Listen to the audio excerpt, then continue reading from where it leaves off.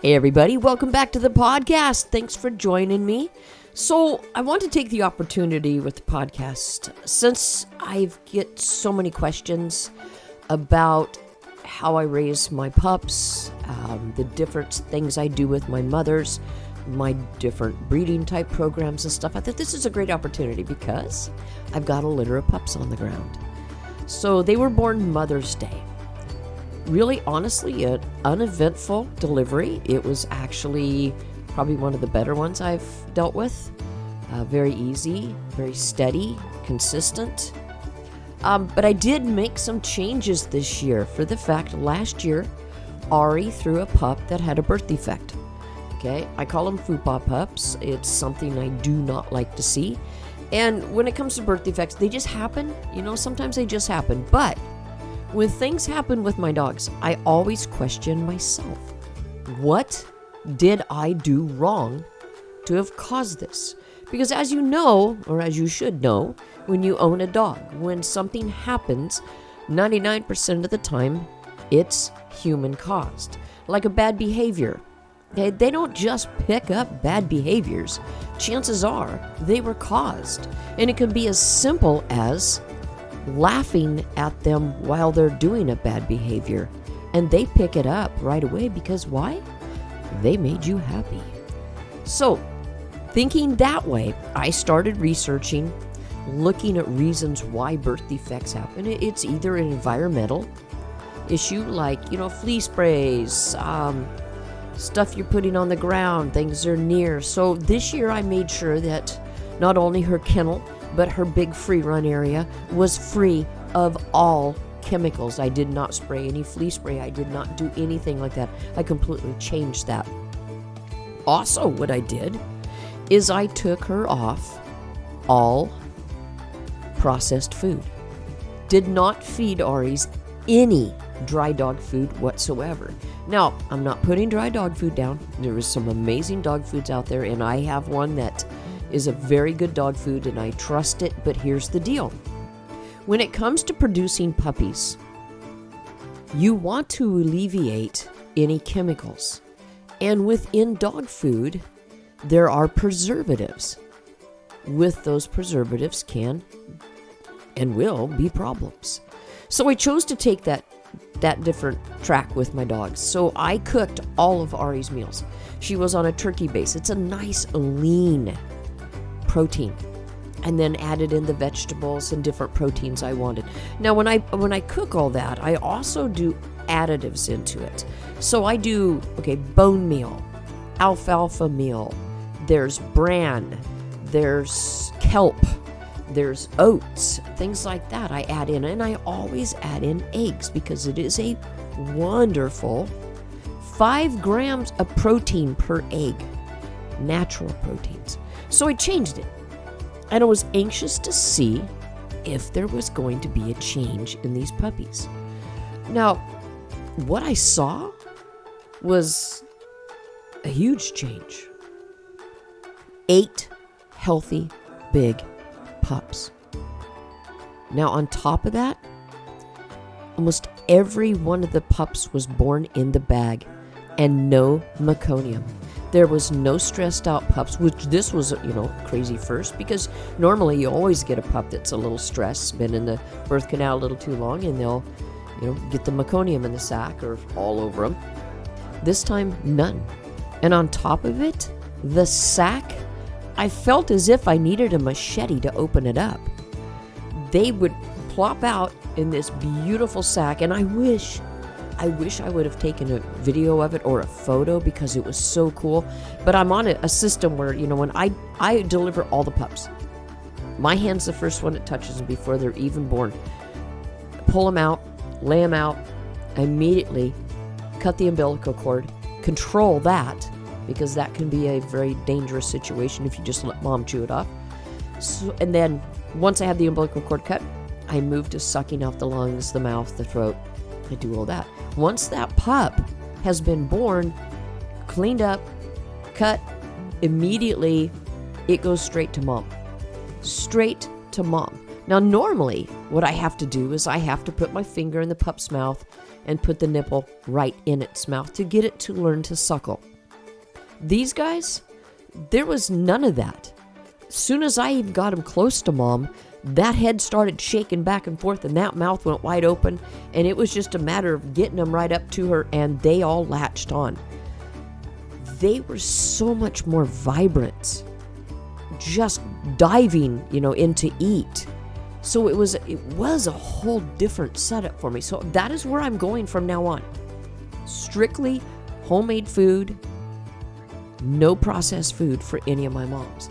Now, I like to take every litter I have, and they always teach you something. Every litter you have should teach you something. And over the last 20 years of doing this has been some of the neatest things to watch. When you're a breeder, it's either terrifying, exciting, worrisome, scary. All, you're on so many different emotions, but this litter was very relaxing. I was able to just crawl back. I have a bed right there by the whelping area in my birthing kennel, so I can just lay down and just lay there and watch. So not only was I relaxed, she was relaxed. She would just give birth to a pup. We'd get it ready, put it on her, and she would take care of it. Very, very uneventful litter. So I was very happy for that. Well, now that they're a little bit older, now the one thing I do not do with my pups, no one handles my pups. Period. The first 3 weeks is strictly mom. Now, the reason I do this, first off, I am the one that made the choice to breed her. So why not let her be a mother? Now, I've got amazing moms, and they take such good care of their pups. So all I do is I enter that kennel, I clean up after mom, I feed mom, I water mom, I walk mom, and I will crouch down in the box and I will look at babies. I might touch a few or roll them over to see what they are or check them over really good. But other than that, I don't handle the pups. You'll see in my photos, like I've been posting lately, that you're only getting pictures of them laying down. They're sleeping in their piles or whatever. To me, it is crucial to leave mom alone. It is crucial to let them have as much of a natural instinct as you can give them, right up to the day they leave.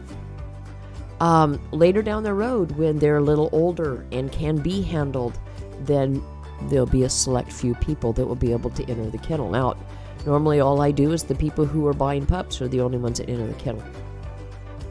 To me, it's crucial. I don't want another scent on a young pup. Like, I could have a friend come in and they've got a dog and they handle this pup, they stick it back down, and she can deny that pup. So to me, it's very important for the health and the safety of my dogs that they are in the situation that works best for them, and that's not handling them. Now, another thing I do a little different than a lot of breeders, and if you read anything or watch any of the videos, they tell you to keep your puppies really warm. Put a heat lamp over them. Well, I do the complete opposite. Complete opposite. Mine are check lines, okay? They're cold weather dogs. I have watched over the years keeping them warm makes for little fat, lazy puppies. Keeping them cool makes for vibrant, active, healthy pups. Now, think about that. One of the reasons that we have bacteria built is why? From warmth. Another thing with a heat lamp, there is no possible way my mom would stay in the birthing box with him at all. There is no way. She would be out of there in a flash. First off, she's a long coat. Second, she's check. Heat and these dogs are not what they want. So I go out like last night. Okay, I went out. It was cold. It's chilly here. It drops down in the 40s at night. So during the day, the air conditioner's on. It's set for 70 degrees. So it keeps it at that point all through the day, but it can get colder. So the fan runs, keeps the air circulating. But I also have a heater in the same area that will click on and keep it between 60 and 70 degrees with that air going. That seems to be the perfect point right there. You can walk in the birthing kennel and there are puppies just laid out. Now you can tell if your pups are cold. Okay? Well, they'll tell mom too. But You can tell because they will pile on each other to keep warm. They'll be frantic to try to stay warm. Not these guys. They lay out. You might see one or two kind of snuggled together, but most of them are just on their own. And they do really well. In fact, the first night in there, the night after they were born, I sleep in there because it's my job to make sure mom is okay and that she can care for her pups because she is exhausted after giving birth to all these babies. So that is one of my rules. And I'm glad I am, for the fact I woke up in the middle of the night cold. And I realized it. The temp dropped way down their first night. And so I'm, kind of in a panic, jumping up and checking pups. Well, they're all just snuggled with mom, right where they need to be. So I just crawled back under my covers and just left it. And what I'm finding about leaving them cool is they're so much healthier. At these pups, their eyes now are open. They're you walk in there and they're sitting up. They're starting to growl and bark. It's a difference from these warm pups to these cooler pups. There is a big difference. So I thought why I'm doing this throughout the weeks, I'm going to tell you the different things I do, because I'm going to feed these puppies different to start them off. Well, I normally do anyway. There's just a lot of different things I do. One thing we're going to be doing with this litter is there's going to be some imprinting on a few pups. And that'll be fun to kind of cover and teach you maybe along with how we do it here. But putting an imprint on some pups that are going to be specifically used for like narcotics and things like that, it's really fun. If you can do it within the whelping area within this time, it is something that is burned into their brain for the rest of their life. Now, if anybody, most people out there know you have my dogs.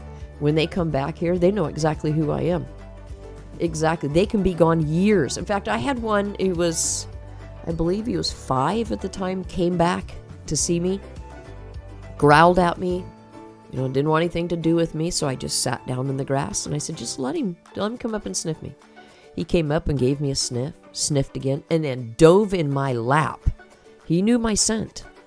And that's one of the reasons I do this, is like, I am part of that birthing kennel. That is a memory. So we do the same thing with imprinting, but this time I'm going to imprint in excitement. I'm going to imprint where when they hit that scent, it's going to be in an excitable state. And then they're going to go out there and they're going to work hard and fast to find that scent.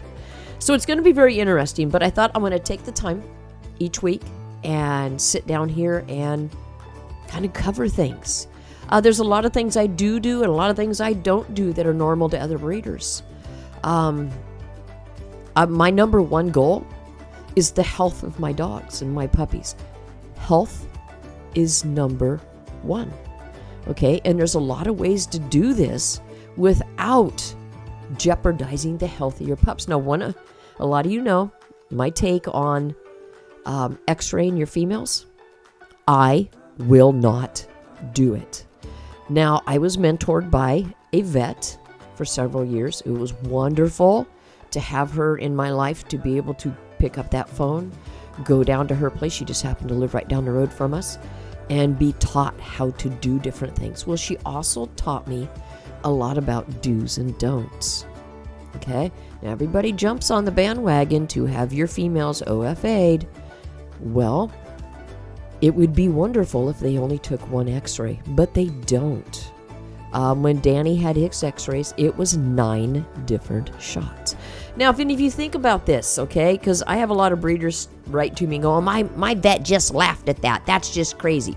Well, think what you want, but your vet's making money off you. They don't care about the health of your pups. They're making money. And I'm not dissing vets, but there's a lot of bad vets out there. You have to look at it the standpoint of a human. When you go in and have your dental x-rays done, what do they do to you? They put a lead vest over you, right? Just for dental x-rays. But now we take a female dog, 2 years old, we splail her out on the table, hold her legs out, and they take shot after shot after shot after shot to get that perfect x-ray for you. If it was 1, it wouldn't be that big a deal, okay? Radiation stays in that mom's system for up to 7 years. You are now putting radiation into these little puppies because you just bred that 2-year-old dog that you had x-rays on. I can see people shaking their head, other people going, huh? Wow, didn't know that. Research it.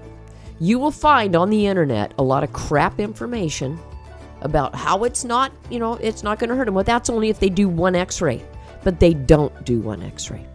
Okay?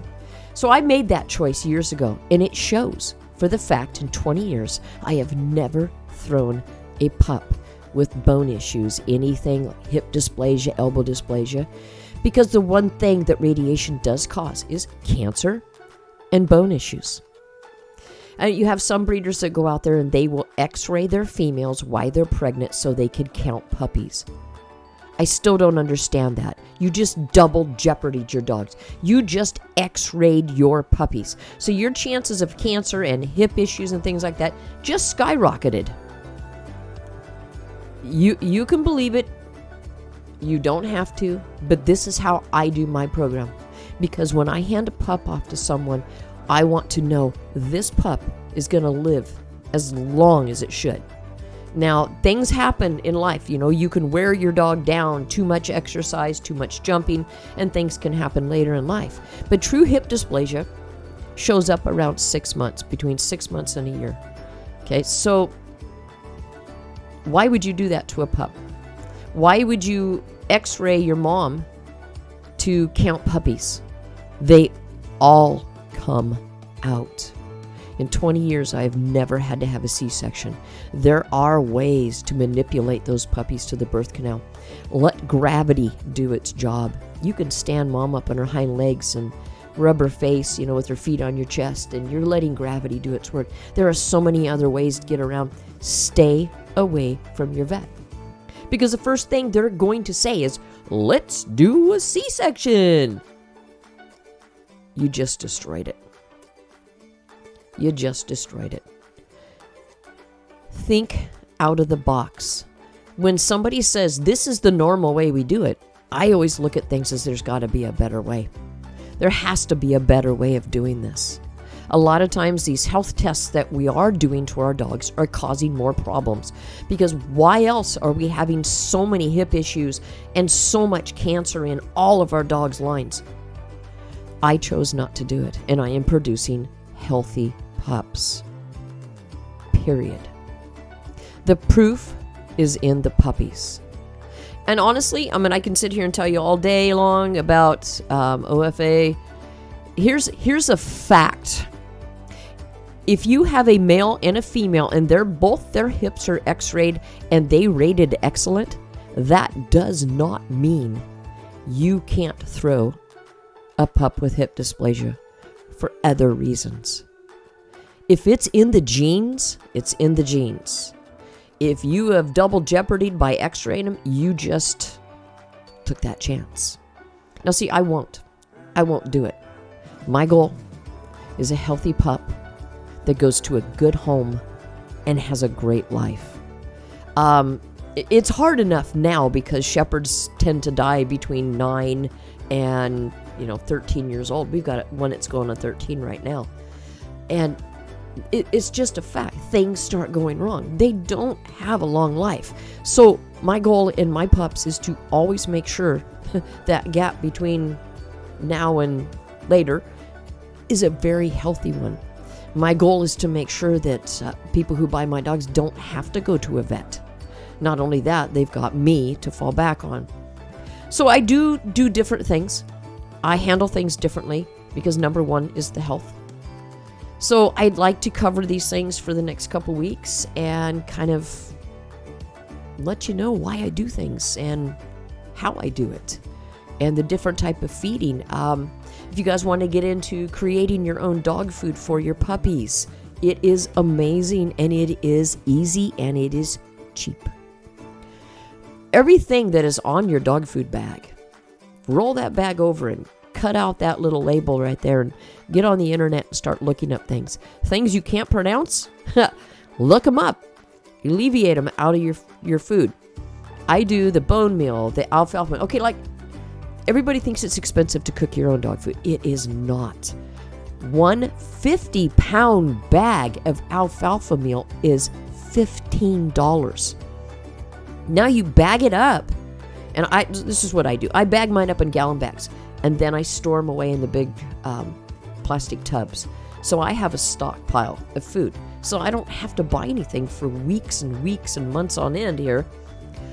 Same thing, you can buy your bone meal right off Amazon. Just make sure you get the bone meal for dogs and cats, because there's other bone meal there, and it's fertilizer for your plants. So Amazon has it there in a white bag, and just put in bone meal for dogs and cats and you'll find it. Super simple.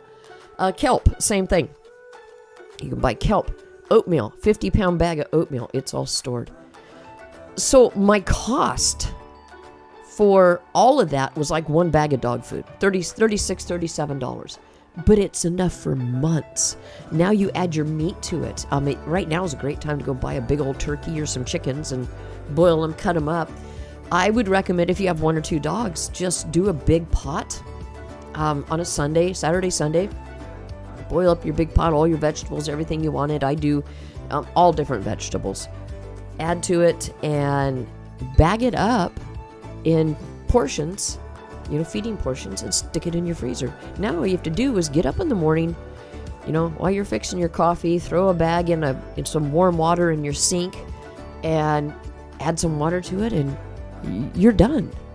You just handed your dog a healthy meal. And that's what I do with all mine, and that is what I did with Ari's for this litter of pups. Night and day difference. The pigment of these pups is so deep and dark. I'm so excited to watch this group grow. I go out there some days and just sit over the top of them. You kind of lean over the top of them and just, wow, these guys are going to be beautiful.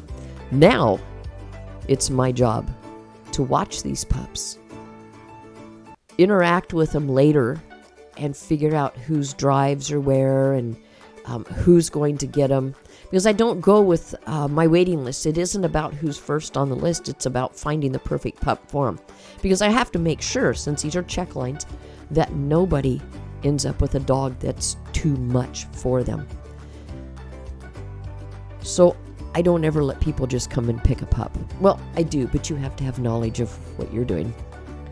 So you guys, I'm going to be doing this. If you have any questions, shoot me a message. I would love to answer them, and we can cover questions as we go with the pups. But I do things differently. I do things my way, and I recommend anybody out there that's getting ready to breed, please, if you're going to get into breeding, do it your way. Because the health of your pups is the number one thing. Right down to the shots you give.